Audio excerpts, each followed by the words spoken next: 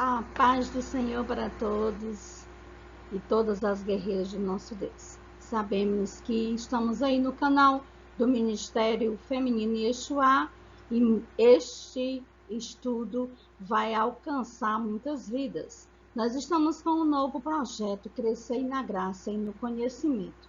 Estamos estudando cada livro da nossa querida Bíblia. Nós estamos iniciando com o Novo Testamento. E nós ficamos com os 4 evangelhos, são as boas novas sobre os acontecimentos mais significativos da vida, a morte redentora e a ressurreição de Jesus de Nazaré. E sabe qual é a simbologia dos evangelhos? Bem, Mateus ele é representado por um anjo, ou homem alado, dotado de asas, porque iniciou o seu evangelho com a genealogia de Jesus Cristo, mostrando a sua origem e descendência humana, marcados pelo seu nascimento. É a dimensão da obra-prima de Deus, que criou o homem à sua imagem e semelhança. Deus criou o homem e a mulher à sua imagem e semelhança. E Marcos, ele inicia o seu evangelho falando de João Batista, a voz que clama no deserto. Seu símbolo é um leão alado, representando as feras que habitam no deserto. É a dimensão da força, realeza, poder, autoridade do Filho de Deus. Já Lucas, ele é representado por um touro alado. Ele inicia o seu evangelho falando do Zacarias, sacerdote, em função daquele ano e cuja tarefa era oferecer sacrifícios no templo de Jerusalém. O touro é a representação dos sacrifícios oferecidos, é a dimensão da oferta a Deus. E João, dentre os 4, é o maior teólogo, é representado por uma águia, por causa do elevado estilo do seu evangelho, que fala da divindade do mistério altíssimo do Filho de Deus. Ele inicia o seu evangelho de cima para baixo. No princípio era o verbo, e o verbo estava junto de Deus. Daí a águia, por ser a ave que voa mais alto e faz os seus ninhos nos montes mais elevados. É a dimensão da liberdade do Filho de Deus diante das forças deste mundo. E precisamos até mesmo sermos como águias, né? Termos uma visão esplêndida, principalmente das coisas do céu. E vamos ver qual é o significado de evangelho. A palavra evangelho, do grego evangelion, significa boas novas. No grego secular, evangelho se referia a uma boa notícia a respeito de um acontecimento importante. Os 4 evangelhos são as boas novas sobre os acontecimentos mais significativos de toda a história. A vida, a morte redentora e a ressurreição de Jesus de Nazaré. Quando tudo se parecia que não tinha mais nada, Jesus ressuscita ao 3º dia. Oh, glória a Deus! E quais são os 4 evangelhos? Os evangelhos não são biografias no sentido moderno da palavra, uma vez que eles não pretendem narrar a vida completa de Jesus. Com exceção das narrativas sobre o seu nascimento, eles dão pouca informação sobre os primeiros 30 anos de vida de Jesus. Apesar de um ministério público de Jesus, ele só durou 3 anos. Né? Os evangelhos dedicam maior parte da sua atenção à última semana de sua vida, como a gente pode ver lá em João, capítulo 12, versículo 20. Embora eles sejam historicamente exatos e apresentem detalhes biográficos importantes da vida de Jesus, os objetivos principais dos evangelhos são teológicos e apologéticos, está lá em João, capítulo 20, versículo 31. Eles fornecem respostas oficiais a questões sobre a vida e o ministério de Jesus, bem como fortalece a segurança dos cristãos com relação à realidade da sua fé, lá em Lucas 1:4.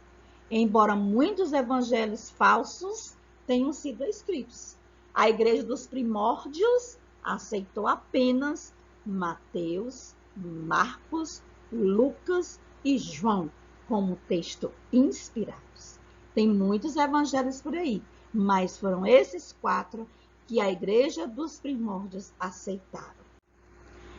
Mas dentro desses 4 evangelhos, nós temos os evangelhos sinóticos. O que é evangelhos sinóticos? São aqueles evangelhos que contam a mesma história. Ainda que cada evangelho tenha o seu ponto de vista e seu público singulares, Mateus, Marcos e Lucas, eles compartilham um ponto de vista em comum, não compartilhado por João. Não, João já tem outro direcionamento, mas Mateus, Marcos e Lucas, eles compartilham as mesmas histórias. Certo que tem um linguajar diferente, porque eles eram diferentes. E por isso que eles são conhecidos como os evangelhos sinóticos. E de uma palavra grega que significa ver junto. Então, o que é que significa sinóticos? Ver junto, ou compartilhar de um mesmo ponto de vista. Então, você já sabe o que é sinóticos, compartilhar de um mesmo ponto de vista ou ver junto. Um exemplo desta visão compartilhada é um enfoque comum dos 3 evangelhos no ministério de Cristo na Galileia, enquanto João enfatiza seu ministério na Judeia. Bem diferenciado. Além disso, os evangelhos sinóticos contêm inúmeras parábolas, ao passo que João não resiste a nenhuma parábola. Então, quer se falar de parábola, você vai lá em Mateus, Marcos e Lucas, porque João ele já tem outra maneira de registrar as suas histórias. Então, vamos lá. Quem foi que escreveu os evangelhos? O evangelho segundo Mateus, foi Mateus que escreveu, principalmente para um público judaico.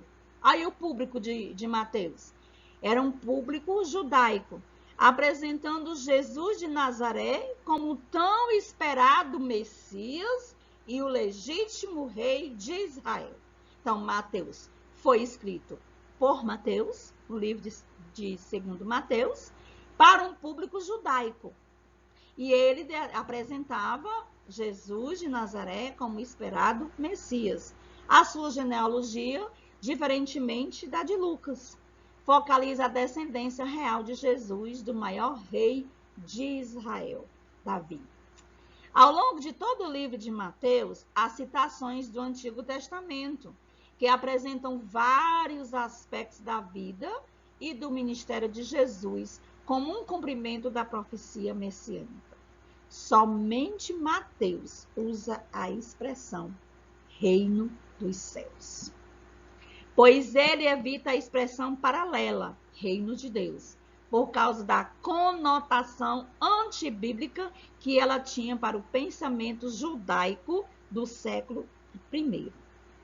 Então, Mateus escreveu o seu evangelho, então, para fortalecer a fé entre os judeus cristãos, e isso fornece um recurso apologético útil para o evangelismo judaico. Mateus estava preocupado em evangelizar o público judaico. Aí vamos agora para as características de Mateus. Encontramos no Evangelho de Mateus características que são próprias suas e que aparecem no texto iluminado pelo Espírito Santo.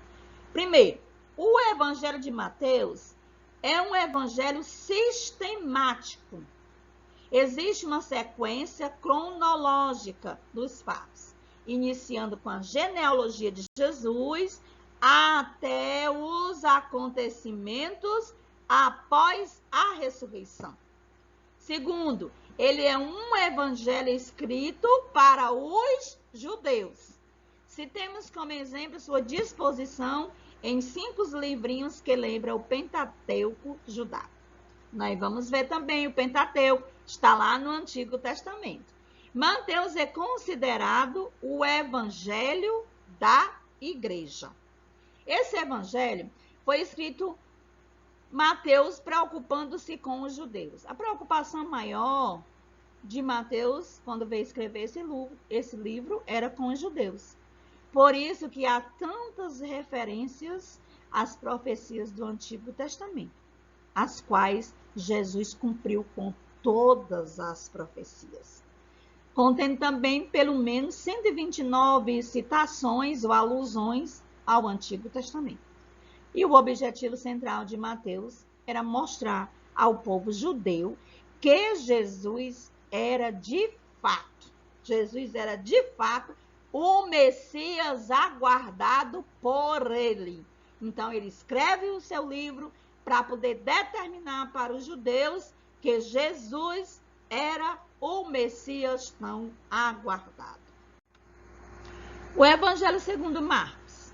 O Evangelho segundo Marcos tinha como alvo público os gentis, especialmente o romano. Marcos, ele é um evangelho de ação. O uso frequente de imediatamente e então mantém a sua narrativa em constante movimento. Jesus aparece em Marcos como servo, lá em Marcos capítulo 10, versículo 45. Que veio para sofrer pelos pecados de muitos. O ritmo veloz na abordagem de Marcos agradaria especialmente aos romanos práticos e orientados para a ação.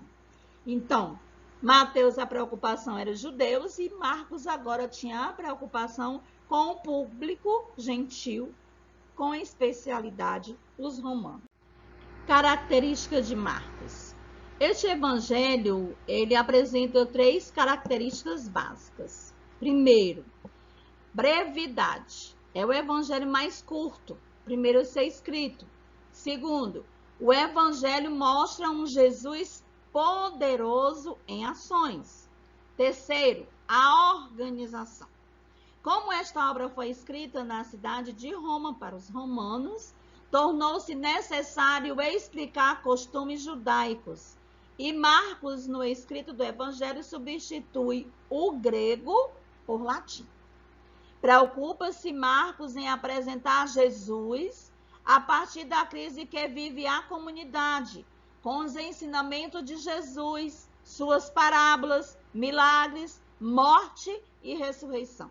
Ajudam a comunidade a criar condições, vencer os desafios e conquistar novos membros. A preocupação de Marcos era apresentar os ensinamentos de Jesus através de parábolas, mostrar os seus milagres, mostrar a morte e ressurreição, que isso ia ajudar a comunidade a criar condições, vencer os desafios e assim aumentar o número de pessoas salvas na pessoa desse Jesus maravilhoso.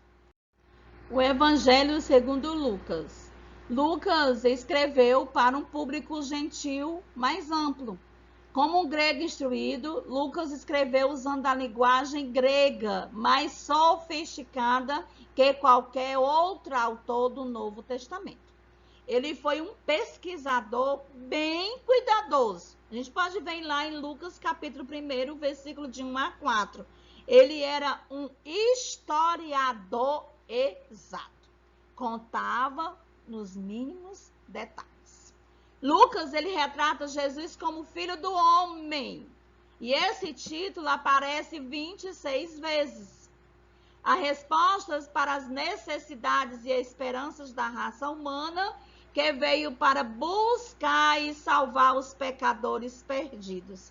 A gente vê lá em Lucas capítulo 9, versículo 56 e 19, versículo 10. Então, Lucas, ele tinha uma sofisticação em contar toda a história nos mínimos detalhes. E as características de Lucas? Algumas características próprias de Lucas no escrito do Evangelho. Primeiro, a vida de Jesus ela é narrada amplamente, quase em forma histórica, desde a anunciação do seu nascimento até a sua ascensão. 2. É o Evangelho para os pagãos.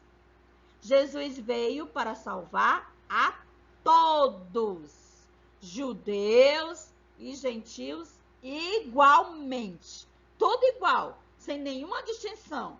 Terceiro, seu estilo literário é excepcional. Um vocabulário rico e é escrito com um domínio excelente da língua grega. Tudo indica que o escritor possuía uma cultura grega invejável. Era um estudioso. Jesus é apresentado como filho do homem. Aparece um Jesus que se retira para orar e ensinar a orar. Mostra um Jesus voltado para os necessitados, mulheres, crianças, pobres e os marginalizados. Mostra constantemente o estado de alegria daqueles que aceitam a Jesus, sua mensagem e proposta em suas vidas. E o Espírito Santo era destacado na vida de Jesus e de seu povo. João e os evangelhos sinóticos registram somente 2 acontecimentos em comum. Jesus andando sobre as águas e a alimentação dos 5.000 antes da Páscoa. Essas diferenças entre João e os evangelhos sinóticos, entretanto, não são contraditórias, mas sim complementares. Como já observado, o escritor de cada evangelho escreveu de uma perspectiva única para um público diferente. Como resultado, cada evangelho contém elementos distintos. Tomados em conjunto, os 4 formam um testemunho completo a respeito de Jesus Cristo. O Evangelho segundo João. João, o último evangelho a ser escrito, enfatiza a divindade de Jesus Cristo. João escreveu para fortalecer a fé cristã e conclamar os descrentes a se voltarem para a fé em Cristo. O apóstolo afirma claramente o seu propósito. Mas estes foram escritos para que vocês creiam que Jesus é o Cristo, o Filho de Deus, e crendo, tenham vida em seu nome. E as características de João. O Evangelho de João apresenta uma alta cristologia, que representa Jesus como divino e ainda subordinado ao único Deus. João dá mais foco à relação do Filho com o Pai do que os sinóticos, como se vê no capítulo 17 do Evangelho de João. Primeiro, simplicidade de linguagem. João tem uma simplicidade esplêndida. João consegue trazer-nos grandes mensagens numa linguagem bastante compreensível. O estilo é único entre os 4 evangelhos. Ele utiliza com frequência os contrastes, luz e trevas, fé e descrença, verdade e mentira, bem e mal, aceitação e rejeição. Além dessas, João também usa as palavras crer, mundo, testemunho, verdade e filho de Deus, dando-lhes um sentido todo especial. 2. ênfase na pessoa de Jesus. Enquanto os 3 evangelhos anteriores são chamados sinóticos, porque contém material bastante semelhante entre si, João tem 92% de narrativas original. Ele dá maior cobertura ao ministério de Jesus na Judéia. Põe mais ênfase na pessoa de Jesus e no seu ensino acerca da vida eterna. João revela Jesus especialmente como Filho de Deus e inclui longos sermões de Jesus. Ele usa as palavras bem fácil, de todo entendimento. Ou você é, ou você não é. Ou você é luz, ou você é treva. Se você mente, você não é luz. Se você fala a verdade, você é luz. Então, é um linguajar bem entendível. Todos entendem e todos absorvem com mais facilidade. E uma das coisas que sintetiza todo o livro de João, porque ele determina que Jesus é o caminho, a verdade e a vida.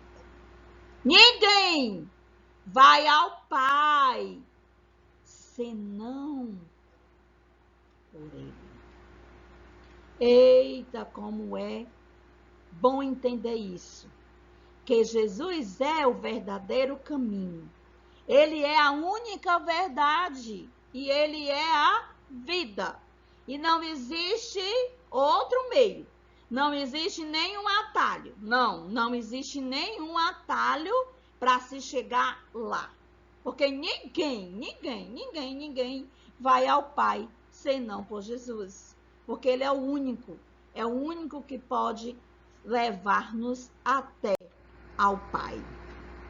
E a palavra de Deus, para sintetizar tudo, é o espelho que o homem precisa para olhar sua alma e espírito, bem como analisar seu comportamento diante de Deus e do próximo.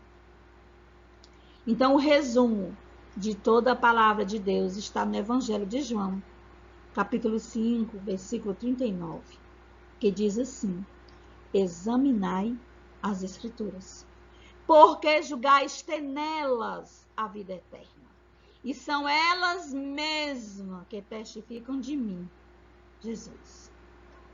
Então, você quer analisar alguma coisa? Analise a si próprio. Espelho na frente. Aí você vai estar olhando a sua alma, espírito, e vai estar analisando o seu comportamento diante de Deus e do próximo. Não adianta analisar a vida de ninguém. Adianta analisar a nossa vida, porque nós somos sacerdotes de nós mesmos. Tá bom? Espero que você tenha entendido, que você agora já possa diferenciar que são 4 evangelhos, que tem 3 que são sinóticos, porque eles falam a mesma coisa, as parábolas, certo, de maneiras diferentes, porque eles têm público diferenciado. Mas João, ele esclarece verdadeiramente o que nós devemos fazer. Se nós somos luz, nós temos que fazer as coisas que simbolizam a luz. Se estamos fazendo coisas erradas, vamos simbolizar as trevas. E nós temos que ter um espelho sempre para fazer este análise, para ver como é que nós estamos nos comportando diante de Deus e do próximo. Examine as Escrituras, meus amados e minhas amadas, que é lá que vai estar tudo certinho, tintim por tintim, para que você possa ter a convicção plena. Não fique dando ouvidos a qualquer coisinha, não. A qualquer ensinamento que não vem da Bíblia e muito menos de Deus. Tá bom? Fica na paz. Que Jesus vos abençoe e que este ensinamento possa fazer você crescer na graça e no conhecimento. Amém!